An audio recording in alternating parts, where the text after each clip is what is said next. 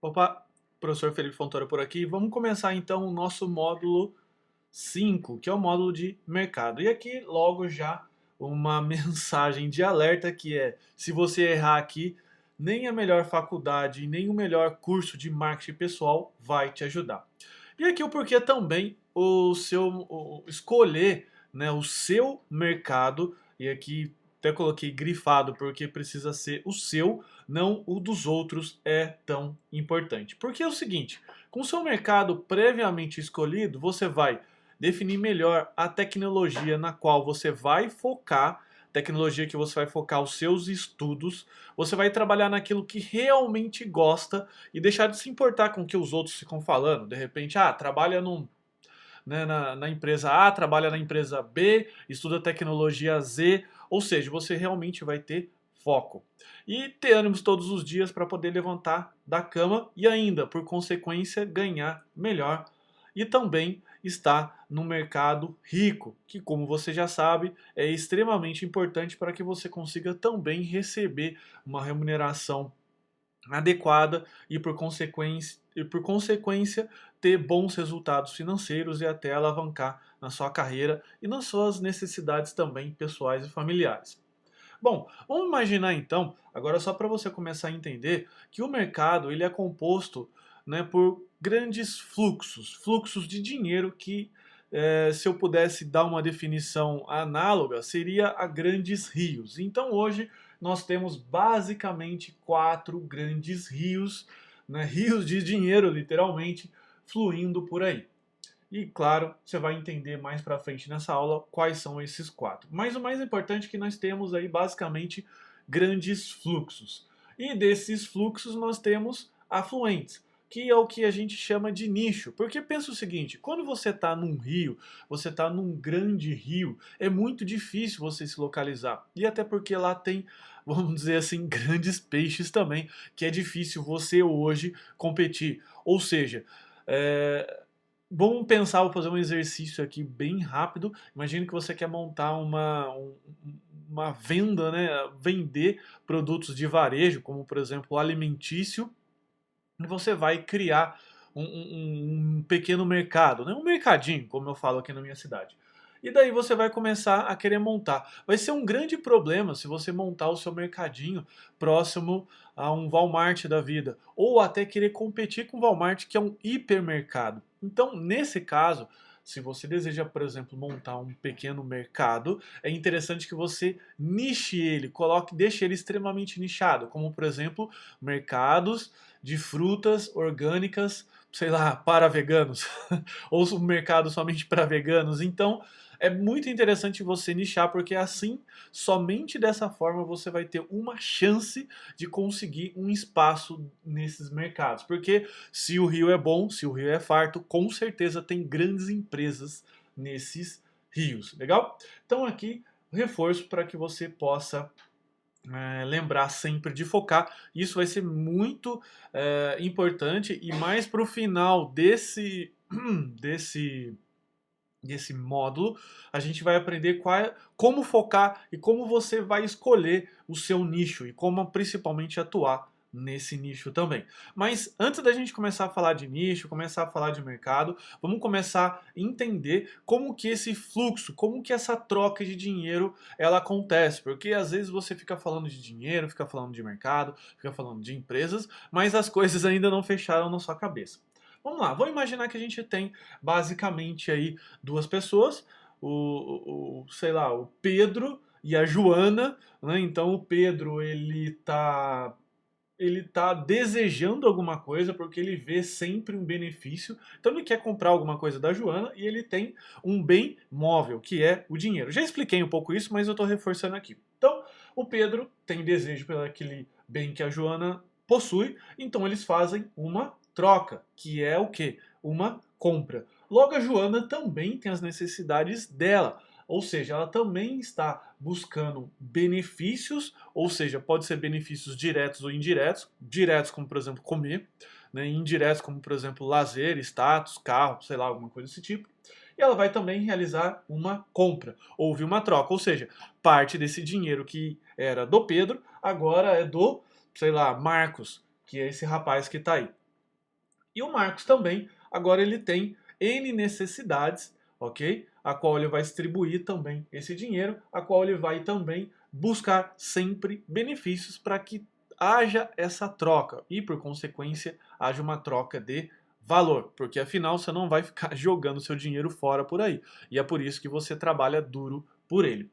E para a gente formalizar esse conceito, então é sempre interessante você estar ligado ou ligada nisso, porque você precisa ter muito forte isso na sua mente. E eu vou começar a fazer cada vez perguntas cada vez mais perturbadoras que vão fazer com que você reflita isso e reflita de verdade, para que você consiga formalizar e definir muito bem o que você vende, né? Você como pessoa, você como profissional da área de TI.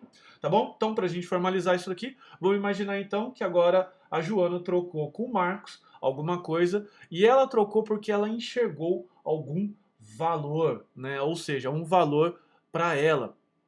E vamos começar a falar o que que é valor, porque valor não é o preço que você coloca nas coisas, valor não é aquilo que você paga, quer dizer, isso é a consequência final, porque no final das contas você precisa trocar alguma coisa, né? O Pedro, ou o Marcos, ou a Joana, ou a Maria não vai ficar jogando seu dinheiro fora. E a gente vai precisar entender direitinho isso daqui. Então imagina que você pegou parte daquele nicho, lembra? Você estava lá num grande rio, num grande mercado, pegou o seu afluente, até a hora que a parte dessa água entrou num cano qualquer. Ou seja, o dinheiro foi se diluindo e foi trocando de mãos até a hora que esse dinheiro, entre aspas, né, entre parênteses aí, a água, ele entrou num determinado cano e você quer extrair um pouquinho dessa água para você. Então ele vai sair um pouco dessa água e você vai fazer uma coleta dessa água. E essa água aqui que está saindo é valor, porque se você não tiver um valor, se você não tiver algo para dar em troca para esse mercado, simplesmente o mercado não vai retribuir, né, não vai te recompensar com um alto valor, ou seja, o valor que ele percebe em você, o valor que ele percebe no seu produto é baixo e por consequência essa recompensa vai ser proporcional ao valor percebido, ok? Então é muito importante essa palavrinha, valor percebido, porque às vezes você pode ter um valor imenso, ou vamos fazer uma analogia, você pode ter estudado a biblioteca inteira da escola, ou a biblioteca, ou a internet, ou todos os cursos, mas se você não conseguir demonstrar esse valor, se você não conseguir criar esse valor percebido, se do outro lado não se perceber esse valor que você pode fazer para o benefício da outra pessoa, a outra pessoa não vai te recompensar por isso, não vai te pagar. Combinado? Então vamos lá. Então, se o seu valor é X, você recebe um valor de água X. Se o seu valor é enorme, você vai receber uma quantidade de valor também de água proporcional. E se o seu valor é baixinho, o valor percebido é pequenininho, o que acontece? A sua água também vai ser pequenininha. Então, primeira coisa, quando eu escuto assim, né? Poxa, Felipe, eu tô sem dinheiro, ou então não ganho bem, ou então não ganho quanto eu gostaria. E logo, por consequência, eu falo para essa pessoa: pois é, se você não está ganhando bem, é porque você não está entregando um valor adequado para aquilo que você gostaria. Por exemplo, gostaria de ganhar 5 mil. Então a minha pergunta é: o que de valor você está entregando que vale 5 mil para esse outro lado? Porque o outro lado não vai te entregar um dinheiro à toa. Concorda? Então esses conceitos aqui que eu comentei que são conceitos perturbadores no bom sentido, vai começar a mexer com a sua mente, vai começar a mexer com a sua cabeça, vai fazer com que você pense todo dia no momento que você levantar da cama, que é o que eu vou agregar ou o que eu estou agregando de valor do outro lado para aquilo que eu recebo. Então, o salário que você está recebendo hoje, o ganho que você está recebendo hoje, é o que você merece pelo aquilo que você está entregando ao mercado. E eu sei que parece isso injusto, eu sei que você vai ficar chateado comigo, porque afinal você estuda tanto, né? Você está batalhando tanto, mas é assim mesmo. E a minha tarefa aqui é te ajudar a potencializar esse valor percebido. E engana as pessoas que acham que esse valor precisa ser algo complexo ou gigantesco, tá bom? Mas vamos fazer o seguinte, vamos conversando ao longo desse módulo, vamos começar a bater papo com relação a essas coisas que ao longo desse módulo você vai entendendo. Não vai ser em uma aula ou poucos slides que você vai começar a entender direitinho isso aí. Vamos seguir na aula. Então aqui, qual é a minha definição de valor. A minha, Felipe, qual que é a minha definição de valor? Definição prática, e essa definição existe N por aí, inclusive definições aí mais acadêmicas. Mas para mim é o seguinte, é tudo aquilo que você agrega de forma direta ou indireta com o seu serviço. No caso, você é programador, porque aquilo que você está vendendo é o seu conhecimento, né, que você está emprestando. E para a gente formalizar isso daí, vamos pensar nesse exercício. Imagine que você tem uma caixinha que você coloca lá uma moeda e ela te dá 2 moedas. E agora você pega essa caixinha, você coloca 2 moedas e ela te dá 4 moedas. Legal? Isso é uma caixinha mágica, uma caixinha multiplicadora. Agora vamos imaginar uma caixinha. Você coloca 2 moedas e ela te entrega 1 moeda. Ok? E vamos agora então pensar que essa caixinha é você. Tá? Então, as empresas, para começar, né, e valor, para mim, é tudo aquilo que entra, né, nessa caixinha. Entra nessa caixinha e sai alguma coisa. Então, essas empresas vão valorizar sempre as caixinhas que agregam para ela. Tá certo? Por quê? Novamente, as pessoas são egoístas e, por consequência, a empresa sempre vai valorizar o resultado dela. Claro que ela vai realizar uma troca com você, como você viu nos slides anteriores a essa aula, que sempre há uma relação de troca. Ou seja, ela tem um benefício, logo ela enxerga um benefício, ela possui um desejo e essas pessoas ou essa empresa realiza uma compra. Nem que seja parte do seu tempo durante um dia para que ela possa produzir os resultados que é importante a ela, tá bom? Então não tem nada de romântico aqui, não tem nada de mágico também, como diz o pessoal por aí, é apenas negócio, tá bom? Então essa caixinha aqui, no caso, é o Pedro. E se o seu nome for Pedro, desculpa, é só um exemplo. Mas vamos imaginar que você tem esse rapaz, por exemplo, o Pedro, que ele recebe uma entrada e logo ele faz alguma coisa e agrega valor. E normalmente, no caso, como programador ou programadora, você sempre vai estar inserido dentro de um projeto. Então vai ter um projeto e vai ter normalmente um time, certo? Vai ter lá a Joana, o Pedro, né, o Marcos, qualquer pessoa que seja. Então, normalmente esse projeto ele tem uma cadeia de processos. Ou seja, a Joana recebe lá uma requisição, por exemplo, a Joana conversou com o cliente, ela é analista de negócio, ela foi lá, fez toda a documentação do projeto, agora ela vai passar, por exemplo, para o Pedro é o programador, o Pedro vai construir lá o projeto, vai construir os códigos, construir as telas, entregar lá, sei lá, para essa outra pessoa aqui, para ela fazer a validação e, de novo, devolver para, né, quem contratou esse projeto, o contratante. Então, se a gente for pensar nessa cadeia de processos que vai agregando valor, ou seja, a Joana escutou alguma coisa, entregou para o Pedro fez o código, entregou para outra pessoa testar, o que a gente poderia assimilar disso? Como que a gente poderia deixar assim entendível isso? Então a gente vai imaginar sempre como se fosse uma cadeia de cliente e fornecedor, certo? Como assim uma cadeia de cliente e fornecedor? É uma cadeia de pessoas, né, ou empresas. Vamos imaginar sempre pessoas como empresas, porque obviamente empresas são formadas de pessoas, que ela vai ter sempre uma necessidade. Logo, ela vai querer satisfazer o desejo dela. Esse desejo pode ser por fins comerciais ou não importa, não vamos entrar nesse detalhe. Logo, ela vê benefício nisso e ela realiza uma compra. Então, por exemplo, logo nesse primeiro input, entregou para esse fornecedor que foi a Joana, depois a Joana entregou para o programador, depois entregou para o avaliador e depois entregou novamente para outro cliente. Então, primeira pergunta que eu faço para você é: se um fornecedor não presta um bom serviço, o que você faz com esse fornecedor? Isso mesmo, você simplesmente dispensa esse fornecedor. Então, primeira coisa que você precisa fazer é sempre precisar ficar atento nessa questão. Como que você consegue agregar um bom valor? E você vai perceber também que não é qualquer valor, não é qualquer coisa que você vai fazer. Isso você já vai ver nas próximas aulas.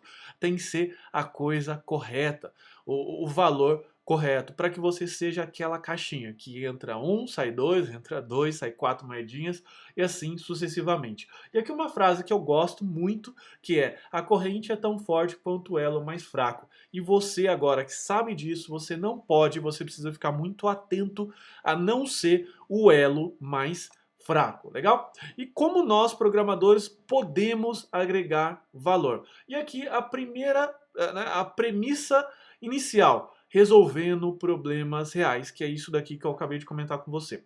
Então eu vou dar um exemplo aqui. Por exemplo, hoje abri a ferramenta de programação, uma rotina qualquer do programador, ele está lá comentando com o colega.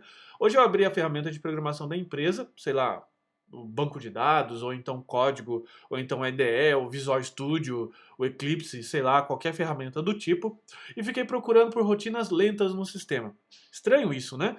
Porque assim, afinal, aos olhos do programador, ele entrega código, então se ele entrega código e ele fizer um bom código, então por consequência ele está agregando valor à empresa? Não sei. Vamos testar essa outra daqui, que seria o ideal. Hoje conversei com alguns clientes para saber quais são as telas mais acessadas. Verifiquei nas estatísticas de acesso e, baseado em dados, eu melhorei a velocidade das telas que trazem mais dinheiro à empresa onde trabalho. E aqui eu grifei algumas palavras em vermelho para que você sempre fique atento a isso. O que esse programador está fazendo? Ele está agregando valor ao resultado da empresa, que no final das contas o que é? Satisfação do cliente e, por consequência, dinheiro, por consequência, resultado financeiro para essa empresa. Legal? Então você viu bem a diferença entre uma pessoa que faz qualquer coisa, né, uma pessoa que está fazendo qualquer coisa sem estratégia, ou seja, aquilo que eu brinco, correndo na esteira, só está gastando energia com aquela pessoa que faz algo focado, tá bom? Então, guarda esse exemplo, que esse exemplo vai ser importante para as próximas aulas. E aqui, o meu conselho, se procura sempre estar ligado ao negócio da empresa na qual você trabalha. Por exemplo, se você trabalha numa empresa de seguros, conheça um pouco sobre as rotinas do assegurado, ou talvez seja até ou seja, conhecer o cliente do seu cliente. Por exemplo, no meu caso, como eu tenho um sistema para atender restaurantes e pizzarias, no caso da minha empresa, eu sempre foquei em conhecer o cliente do cliente dela. Ou seja, como que ele chega até o nosso sistema? Como que ele faz para comprar pizza? Como que ele consegue?